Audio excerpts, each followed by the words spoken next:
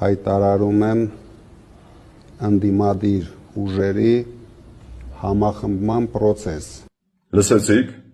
ողջունում եմ կալուգացի օլիգարխի ընդդիմության համախմբման մասին կոչը։ Այո, պարոնայք, համախմբվեք ու հավաքվեք իրար գլուխ։ Հավաքվեք թալանչիներով, կաշառատուներով, ընտրակեղծարարներով, ժողովրդի հաշվին հարստացածներով, սատկած առյուծ թամբողներով, դոտ-դոտ խոսացողներով, ժողովրդին բոշա, շուն ու շանգյալ անվանողներով։ Հավաքվեք ու համախմբվեք իրար գլուխ։ Համ էլ ժողովուրդը ձեզ լավ կճանաչի, չնայած արդեն ճանաչում է։ Համ էլ իրավապահների գործը կհեշտացնեք։ Համախմբվեք ու հավաքվեք իրար գլուխ։ Փոփոխություն արեք։ Ընդհանրապես իմ բոլոր արտահայտությունները եւ հայտարարությունները պետքա դիտարկել Հայաստանի Հանրապետության օրենսդրության եւ սահմանադրության շրջանակներում եւ հետեւաբար ձեր հարցի պատասխանը տեղավորվում է այդ շրջանակներում, ում ջախջախել եմ արդեն հիշողությունս թույլ չի տալիս, որովհետեւ այնքան եմ մոռացել իրանց, որ պետքա մի 5 րոպե մտածեմ, որ ասեմ։ Այդ աստիճանի է պետք ջախջախել։ Արթուր Օսիպյանն ով է, քաղաքական հակառակորդ է։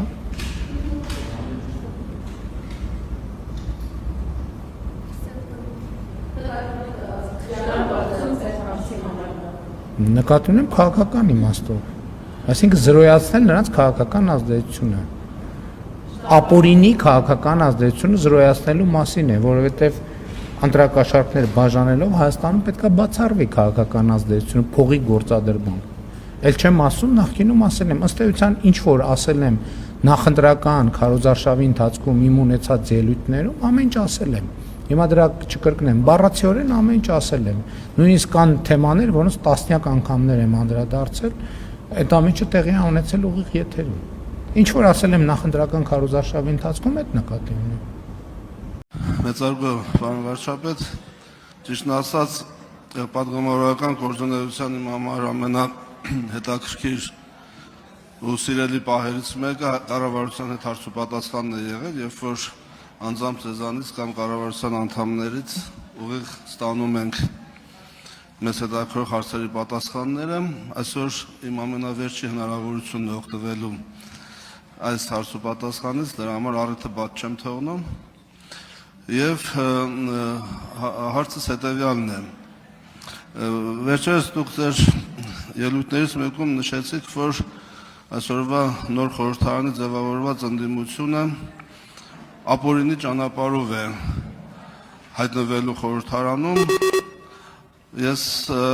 նկատեցի, որ դուք ակնարկում եք ընդհանրաբար այն մեծ ծավալի ընտրակաշառքները, որ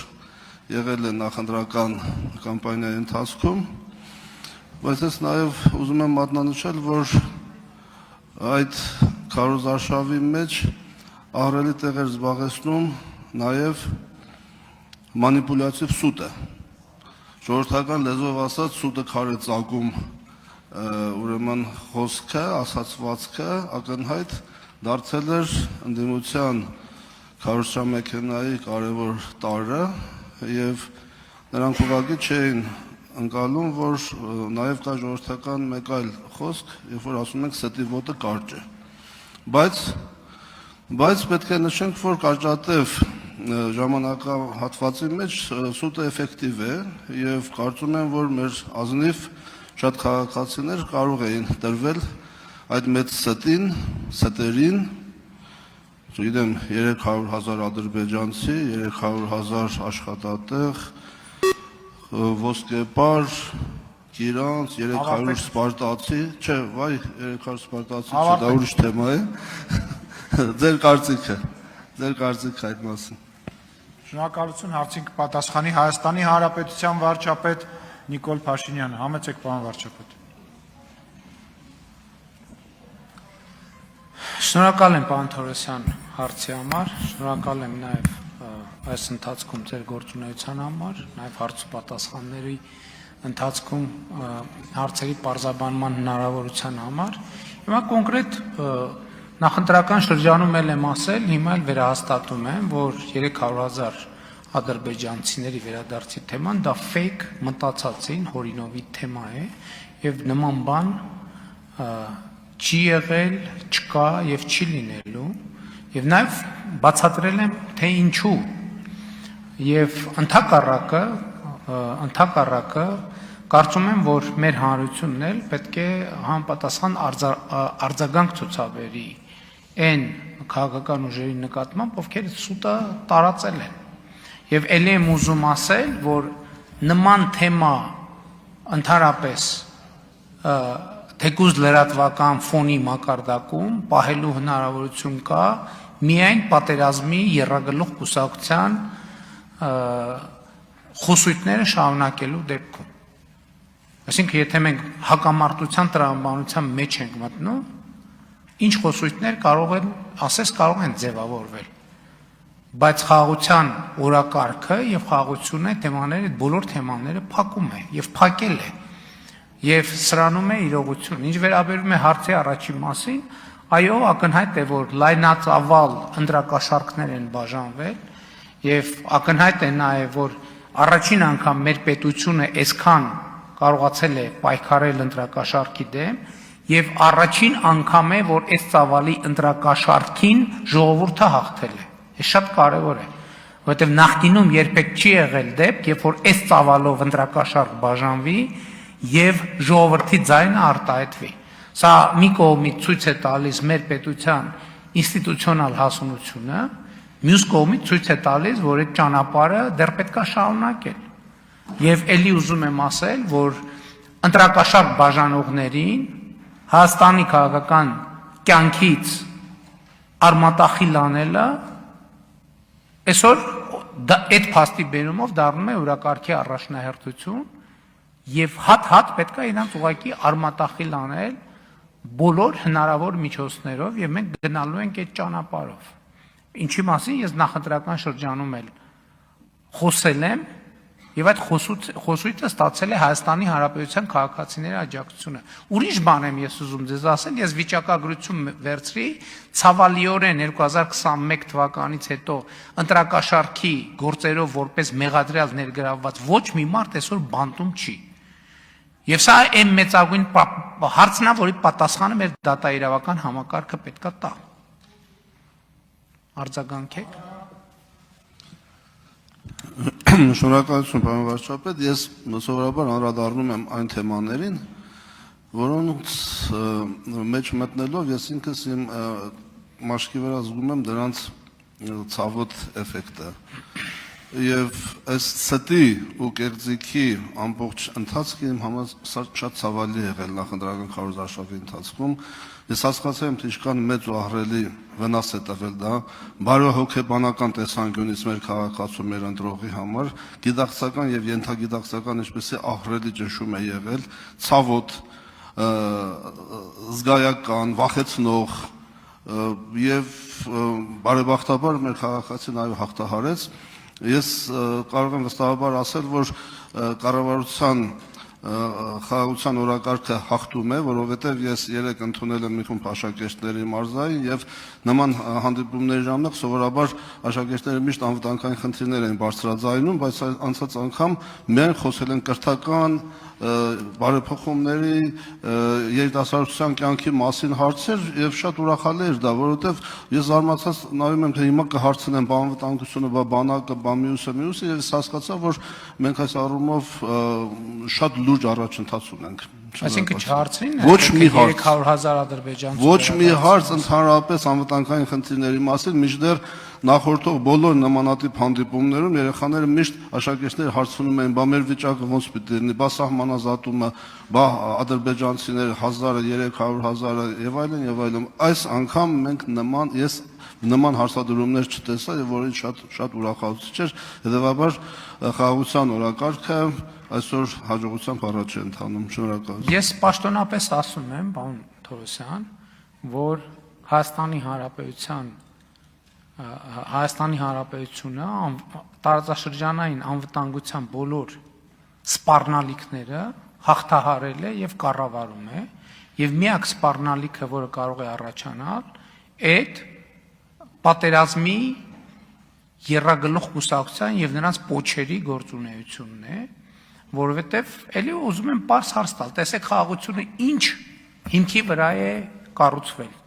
Հայաստանի Հանրապետությունը եւ Ադրբեջանի Հանրապետությունը Ալմատայի հռչակագրի հիման վրա ճանաչել են միմյանց տարածքային ամբողջականությունը։ Հիմա շատ եւ խոսքերով եւ սիմվոլիկայով պատերազմի եռագլուխ կուսակցությունը կասկածի տակ է առնում այդ խաղաղության պայմանավորվածությունը։ Հիմա ասենք օրինակ նույն մյուս խմբակցությունը, որ եկավ խորհրդարան, էլի այս նույն դրոշները դնելու է իր սեղանին։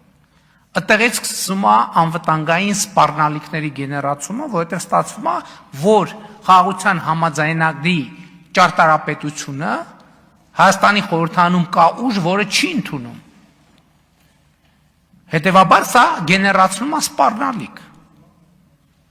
Սա շատ ուղիղ գեներացնում է սպառնալիք։ Եվ առաջացնում է ռեակցիաներ։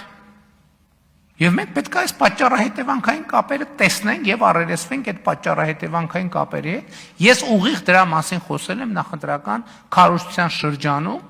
եւ Հայաստանի Հանրապետության ավելի քան 700,000 քաղաքացիներ գնացել են եւ հաստատել են խաղաղության օրակարգին հավատարմությունը եւ սա քաղաքացիների ճնշող մեծամասնությունն է։ Դա ընտրություններում արտահայտված թիվը չի։ Դա քաղաքացիների ճնշող մեծամասնությունն է։ Որովհետև այդ թիվը արտահայտվել է ընտրակաշառքի բերումով, ընտրակաշառքների բերումով։ Եվ Հայաստանի Հանրապետությունը պետք է ինքը իրեն պաշտպանելու լծակներ գտնի։ Դա լրտեսական ցանց է, որը աշխատել է, ընդ որում դե ֆակտո եւ դե յուրե լրտեսական ցանց է։ Եվ այստեղ պետությունը չքմեղանալու ոչ մի առիթ չունի, դրանց պետք է անել արմատախիլ, շատ կոնկրետ ձևերով։ Հակառակ դեպքում, այո, նրանք ամեն ինչ անելու են կոնֆլիկտը վերակենդանացնելու, պատերազմը վերստեղծելու համար։ Մենք հիմա վստահորեն կառավարում ենք իրավիճակը, բայց նաև մեր ժողովուրդը պետք է դրա մասին տեղյակ լինի։ Կարճ ասած, էլի հարցը է սա։ Հիմա այդ ուժերը գալու են Ղարաբաղի շարժումը շարունակելու են, թե չեն շարունակելու։ Իրանք այն ուժը, որը գալիս ասում է նախընտրական շրջանում ասում եմ 29743 քառակուսի կիլոմետրով չպետք է բավարարվենք, ըստ էության նա հարևաններին պատերազմը հայտարարել արդեն։ Հարևաններին պատերազմը հայտարարել։ Ընդ որում անորոշ հարևանների անորոշ պատերազմ, այսինքն տեղի ունենում հարևանների կոնսոլիդացիա մեր դեմ։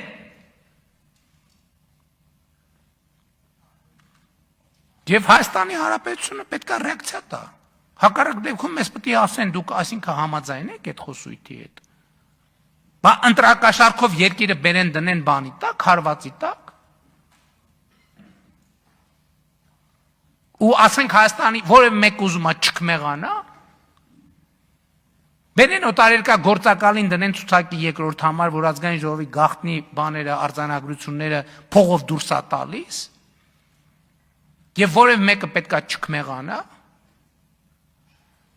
Սա ընտրություն չի, սա երեխաների, ոչ, սա միայն ընտրություն չի,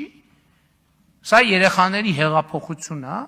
եւ երեխաների ապագային սպառնացող ցանկացած սպառնալիք պետք է ջարդուփշուր արվի հենց բնում։ Այդ սպառնալիքները անուններ ունեն։ Ռոբերտ Քոչարյան, կալուգացի օլիգարխ եւ բելարուսամետ օլիգարխ։ Պետք է ջախջախվեն իրանց բնում։ Ես էլի ասում եմ այս ամբիոնից, այն քաղաքացիները Հայաստանի Հանրապետության, ես ասում եմ, քանի վարչապետ եմ, ջախջախելու եմ հասցեական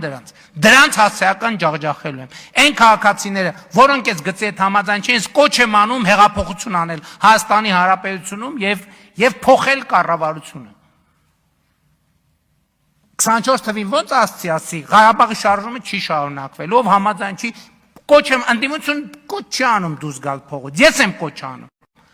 Ասում եմ կալուգացի օլիգարխ Ռոբերտ Քոչարյան, բան, այն մեկը, բելարուսացի, ջախջախելու եմ, անհատապես ջախջախելու եմ,